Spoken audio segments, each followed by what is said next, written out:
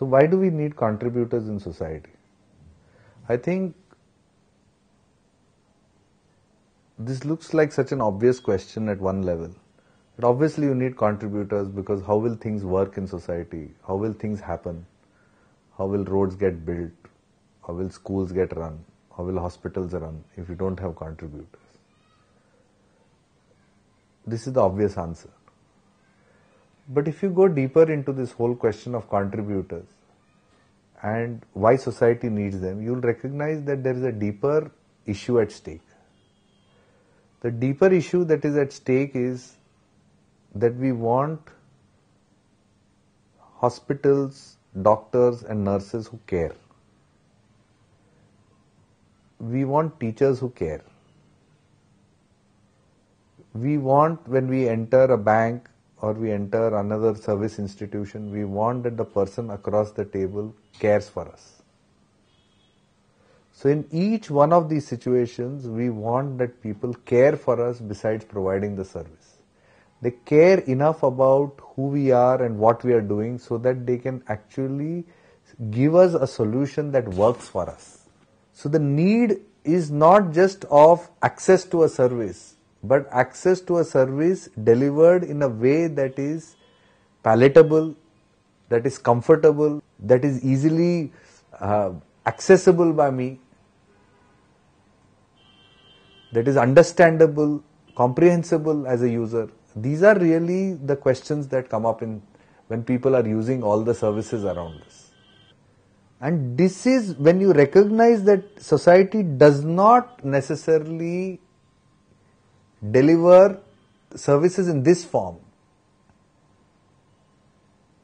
that you recognize the need for contributors. Let me put it differently. I have a hospital, I have all the facilities, I have the infrastructure, I even have the delivery systems all sorted out. That is very good. That society has done. But how do I go the last mile between the service and the individual? That society has not solved. And that is where we want people to move from being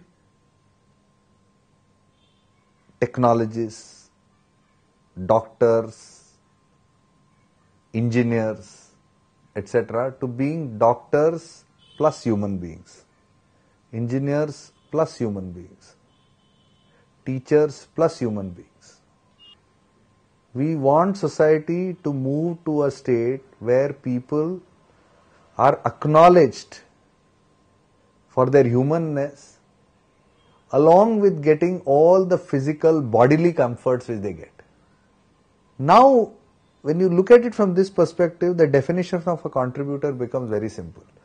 You walk into any institution, you go around, you look at a public service being delivered. If you find that there is somebody who closes this gap, then you can see that there is a contributor there. You see that somebody is not closing that gap, you know that there is not a contributor there, then there is a functionary there. There is a person who functions, who is activity oriented, who is trying to meet some technical or some process outcomes, who is trying to meet some service goals of his organization. So you find that he is a person who is a functionary but not always a contributor. So this is the need that we face in our society.